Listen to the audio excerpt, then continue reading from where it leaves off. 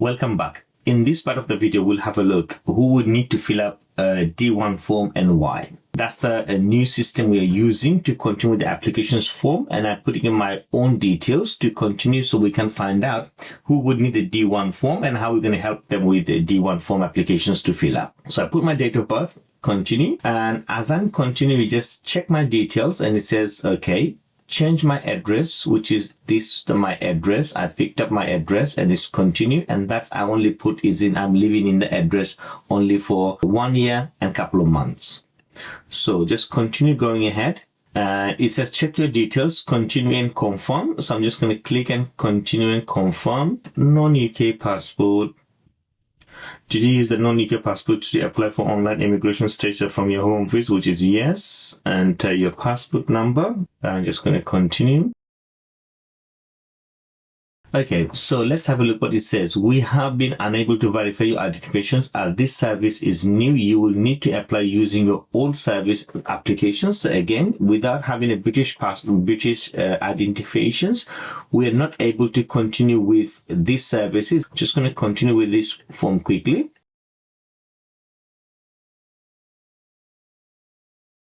So continue, postpone.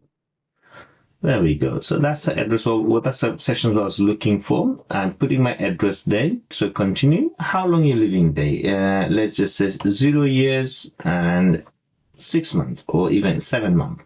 More than what's the minimum requirement, but less than that. Now click next. I can do nothing. Please tell us about all your address where you have lived in the last 3 years. Well, I don't. So let's just see if I can add a foreign one. What happened in that way? Otherwise, to enter the postcodes, which is that I don't have the UK postcode, so I can't really put the UK one. Others way to enter your address. Yeah, this is the one. It says non-GB address. Country selected of 15 years and 3 months. Okay. Now let's have a look. I put my address in here. It says I lived in Bangladesh for 15 years and 3 months, and then only 7 months in the UK. And continue.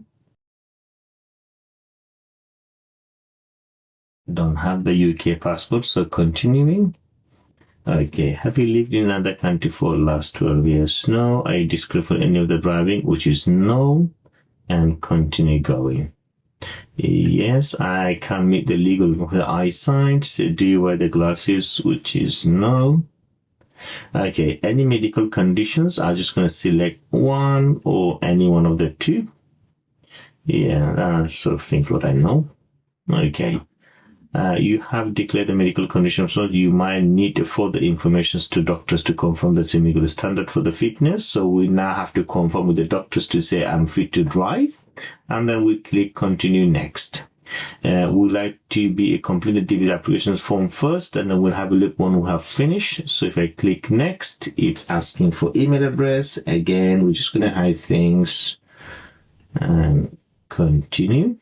Please tick this box to make sure you have tell everything truth. So we know what our status is. Please make sure when you fill up, you put your current details there and continue next.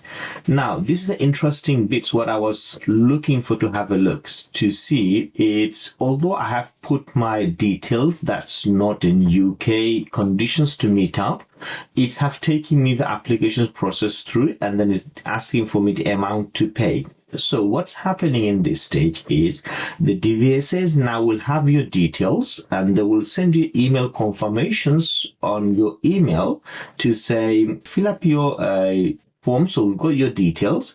Now pay for it if done. And we're going to ask you to send some more further confirmations details, and then we're going to issue the license. And that next confirmation they're going to send you, which is a D1 form, which is you can download, or you can grab one from any of the postcodes. And this is the stage what we're going to looking for, how we're going to fill up the D1 form. Hopefully the whole thing makes sense. Just summary quickly. If you have a UK identity, like a British passport, you can do using a new system, and that will just straightforward to walk you through. If you don't have it and you have a non-GB documentations, you're going to fill up the old system, and you're going to end up in to say, pay your £34 with your current details.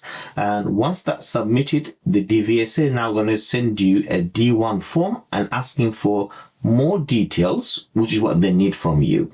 Okay, and then they're going to issue the license. Now we're going to switch over to have a look what are the other reasons why you need to fill up your D1 form. So far so good. We understand point of view of a learner why we need the D1 form, and now we're going to move on to look for other reasons why we need the D1 form. Okay, who need to use D1 form and why?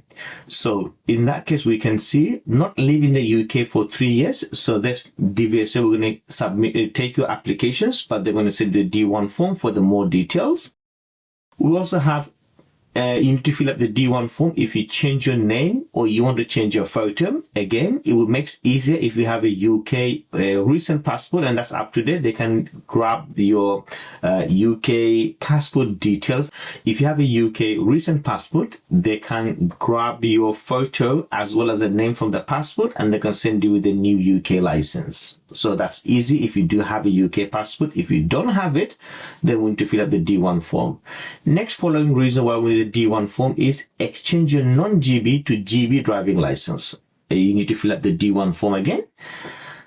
Next options, if you have a medical conditions, which is what we have looked at, we have just ticked randomly for some medical conditions, and for that one, you also need to have a D1 form to fill up.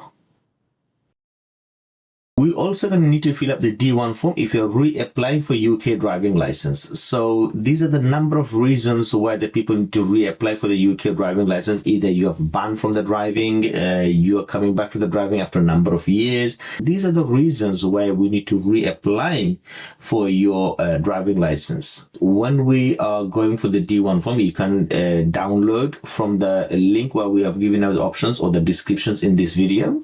You also can grab any of the D1 form from any of the postcodes. Make sure you go to the main branches. Some of the side branches, they don't have the D1 form, where I try to collect one from the locally, and then I have to visit one on the main one to grab a D1 form. So once you have the D1 form and you're ready to fill up, that's the next video you want to watch. So thank you very much for this video. See you soon on the next one.